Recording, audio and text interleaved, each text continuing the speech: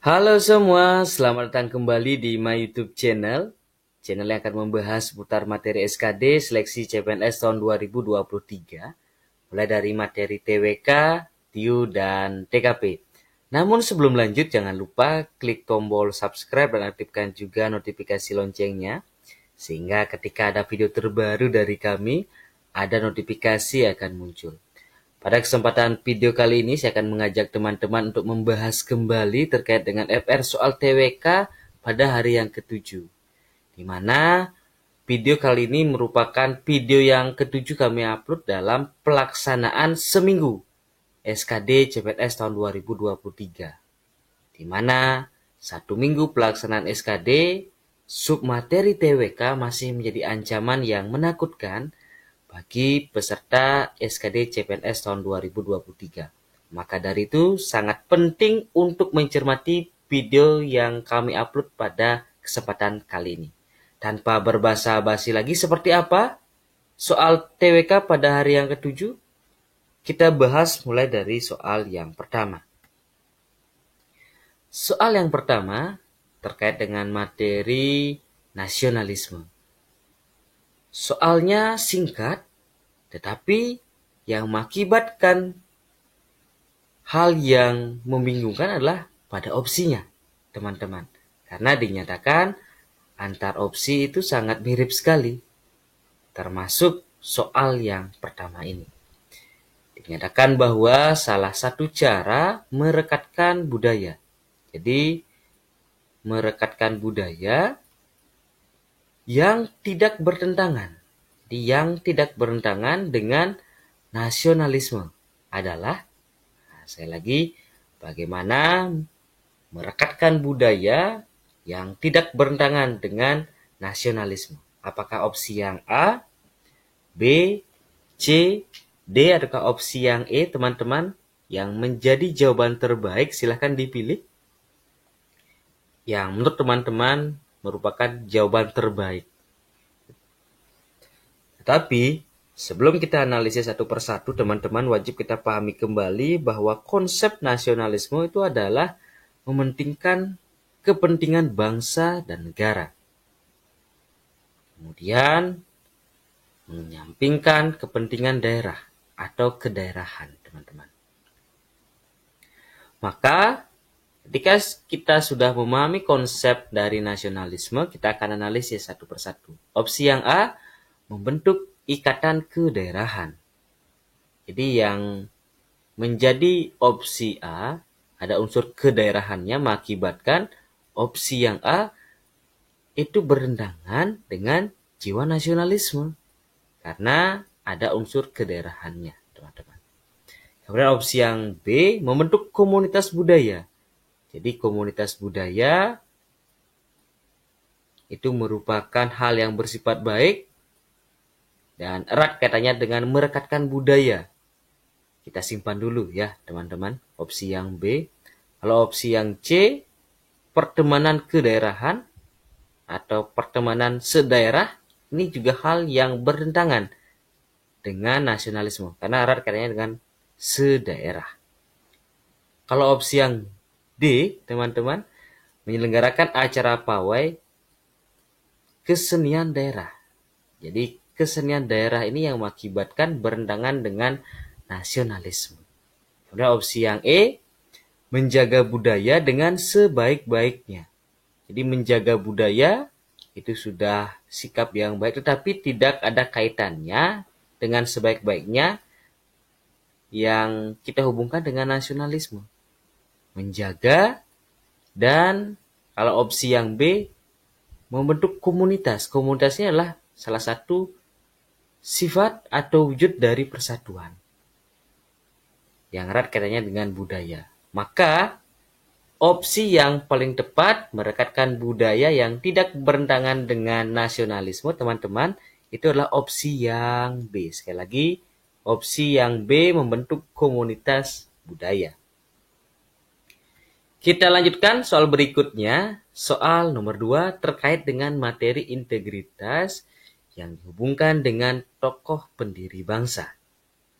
Dinyatakan bahwa dalam buku Mengenang Bung Hatta, Mantan Sekretaris Pribadi Bung Hatta, Iwangsa Wijaja, menulis, semasa Bung Hatta Wakil Presiden, sering pada akhir bulan ada sisa anggaran rutin biaya rumah tangga Wakil Presiden dan sisa uang itu dikembalikan.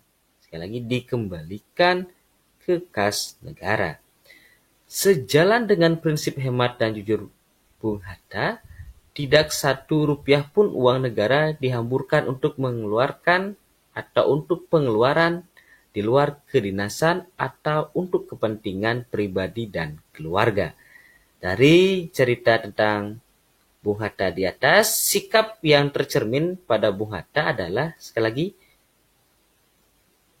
dari ilustrasi soal nomor 2, bagaimana prinsip hemat dan jujur Bung Hatta, tidak Rp1 pun uang negara dihamburkan untuk pengeluaran di luar kedinasan atau untuk kepentingan pribadi dan keluarga.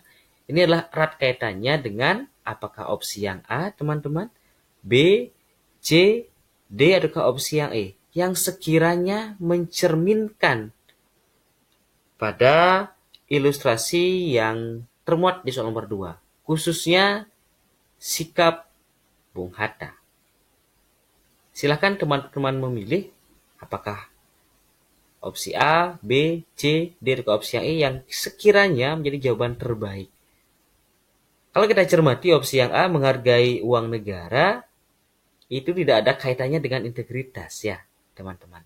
Kalau opsi yang B menunjukkan seseorang yang profesional, kalau opsi yang C menunjukkan seorang atau sosok yang berintegritas, kalau opsi yang D menunjukkan sikap bela negara, kalau opsi yang E menunjukkan sikap sederhana.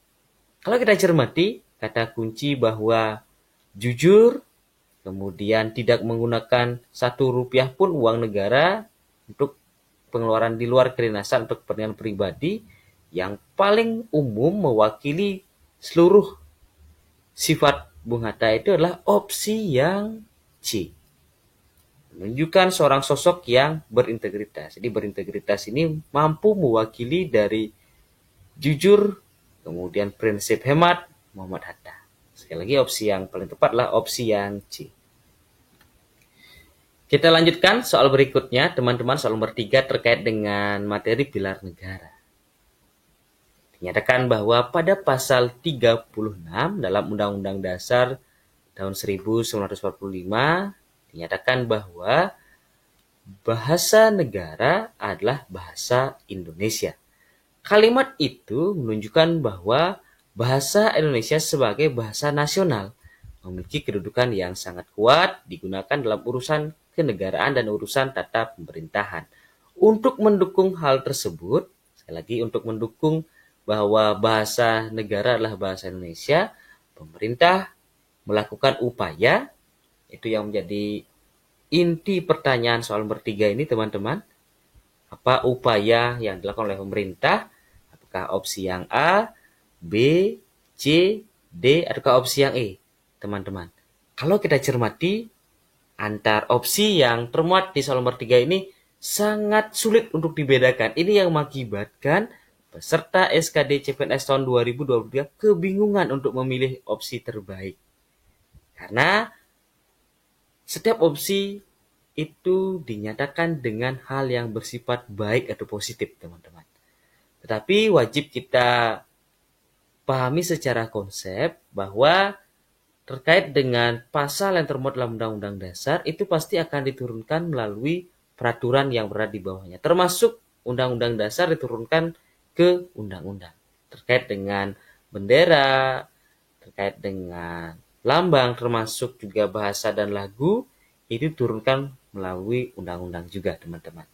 Apa yang menjadi upaya pemerintah untuk melakukan atau mendukung bahwa bahasa negara adalah bahasa Indonesia? Apakah opsi yang A, mewajibkan penggunaan bahasa Indonesia dalam sistem pendidikan nasional, atau opsi yang B, mewajibkan penggunaan pengantar bahasa Indonesia dalam pendidikan nasional, atau opsi yang C, menggunakan bahasa Indonesia sebagai pendukung bahasa kedaerahan, atau opsi yang D, meningkatkan promosi dan penggunaan bahasa Indonesia di sektor bisnis dan industri, Atau opsi yang E, menyediakan fasilitas dan sumber daya untuk mendukung pembelajaran dan penggunaan bahasa Indonesia. Wah, sangat sulit sekali dibedakan ya teman-teman. Tapi sekali lagi, konsep upaya pemerintah itulah melalui peraturan perundang-undangan, termasuk lewat dunia pendidikan, bukan industri. Maka yang erat kaitannya adalah opsi A atau opsi yang B, teman-teman. Apakah mewajibkan penggunaan bahasa Indonesia atau mewajibkan penggunaan pengantar bahasa Indonesia dalam pendidikan nasional. Sekali lagi, seperti apa yang saya sampaikan tadi bahwa regulasi yang termuat di dalam konstitusi Undang-Undang Dasar itu diturunkan lewat peraturan perundang-undangan. Maka hal itu juga dilakukan dari pasal 36 itu diturunkan ke dalam Undang-Undang Nomor 24 Tahun 2009 terkait dengan lambang, terkait dengan lagu termasuk bahasa nasional, khususnya pada pasal 29 ayat 1 dinyatakan bahwa bahasa Indonesia wajib digunakan sebagai bahasa pengantar dalam pendidikan nasional. Maka dari itu, opsi yang paling tepat teman-teman adalah opsi yang B. Ini merupakan bentuk dukungan dari pemerintah sebagai upaya bahasa negara adalah bahasa Indonesia. Sekali lagi opsi yang tepat adalah opsi yang B. Kita lanjutkan. Soal berikutnya, soal nomor 4. Terkait dengan materi pilar negara kembali, masyarakat seringkali memiliki kebiasaan membuang sampah sembarangan, mengotori dan merusak lingkungan. Bagaimana langkah-langkah berdasarkan semangat Bhinneka Tunggal Ika yang dapat diambil untuk mengatasi masalah ini? Sekali lagi, pilar negara Bhinneka Tunggal Ika dalam upaya mengatasi masalah masyarakat sering membuang sampah sembarangan yang dikaitkan dengan cara penanganan semangat Bhinneka Tunggal Ika. Apakah opsi yang A, B, C, D, atau opsi yang E yang sekiranya teman-teman menjadi jawaban terbaik? Sekali lagi, ini adalah karakteristik dari soal TWK penalaran karena antar opsi itu sangat mirip sekali teman-teman. Bahkan sulit dibedakan. Kalau kita perhatikan opsi yang A, menyelenggarakan kampanye lingkungan yang melibatkan berbagai kelompok masyarakat dengan latar belakang berbeda. Kalau opsi yang B, mengadakan pertemuan untuk membahas perbedaan budaya dalam mengelola sampah agar mencapai kesepahaman bersama. Atau opsi yang C, meningkatkan kesadaran akan keberagaman budaya dengan menyelenggarakan pameran seni lingkungan. Atau opsi yang D, melibatkan tokoh agama dari berbagai keyakinan untuk memberikan pesan lingkungan yang bersifat inklusif. Atau opsi terakhir, opsi yang E, menyediakan fasilitas dan program pendidikan untuk memahami cara mengelola sampah sesuai dengan nilai-nilai budaya masyarakat. Sekali lagi teman-teman, kita harus temukan kata kuncinya, bagaimana situasi membuang sampah sembarangan itu yang menjadi kata kunci pertama dan Bhinneka Tunggal Ika. Dua konsep ini harus termuat di dalam opsi yang menjadi jawaban terbaik, teman-teman. Maka opsi yang mengandung kedua hal ini, teman-teman, adalah opsi yang A. Bagaimana menyelenggarakan kampanye lingkungan karena membuang sampah sembarangan erat kaitannya dengan kampanye lingkungan. Kemudian Bhinneka Tunggal Ikanya yang melibatkan berbagai kelompok masyarakat dengan latar belakang yang berbeda. Perbedaan latar belakang masyarakat, baik suku, agama, ras maupun antar golongan. Ini keterwakilan dari Bhinneka Tunggal Ika. Kalau opsi yang B, membahas perbedaan budaya. Bukan membahas perbedaan budaya, tapi terkait dengan lingkungan. Itu ya. Dan tidak ada keterwakilan Bhinneka Tunggal Ika di opsi yang B. Kalau opsi yang C, meningkatkan kesadaran keberagaman budaya, termasuk juga keragaman budaya. Padahal yang menjadi permasalahan adalah terkait dengan sampah. Kemudian opsi yang D, kemudian melibatkan tokoh agama dari berbagai keyakinan untuk memberikan pesan lingkungan yang bersifat inklusif. Kalau melibatkan tokoh agama, itu tidak mewakili dari kebinekaan atau latar belakang yang berbeda. Hanya agama saja atau dari tokoh agama saja. Itu ya. Mengakibatkan opsi yang D kurang tepat, termasuk juga opsi yang E. Hanya menyediakan fasilitas program pendidikan untuk memahami cara mengelola sampah. sesuai dengan nilai-nilai budaya masyarakat. Jadi mengelola sampah. Padahal yang menjadi permasalahan adalah terkait dengan mengotori dan merusak lingkungan. Dan nilai-nilai budaya ini tidak mampu mewakili dari konsep Bhinneka Tunggal Ika. Sehingga opsi yang paling tepat sekali lagi adalah opsi yang A. Kita lanjutkan soal berikutnya, soal nomor 5 sekaligus sebagai soal terakhir pada kesempatan video kali ini. Masih terkait dengan materi pilar negara, dinyatakan bahwa remisi adalah pengurangan atau penghapusan sebagian masa hukuman yang dijatuhkan kepada seorang narapidana. Pengurangan ini bisa bersifat umum atau khusus. Remisi umum diberikan sebagai penghargaan atas perilaku yang baik atau sebagai bentuk pengurangan hukuman secara rutin dalam rangka hari-hari besar keagamaan atau nasional. Kemudian yang menjadi pertanyaan di sini, mengapa diperlukan persetujuan dari Mahkamah Agung atau MA untuk memberikan remisi, teman-teman? Kenapa harus mendapatkan persetujuan dari MA atau Mahkamah Agung dalam proses pemberian remisi? Apakah opsi yang A, B, C, D, atau opsi yang E yang sekiranya menurut teman-teman menjadi jawaban yang terbaik?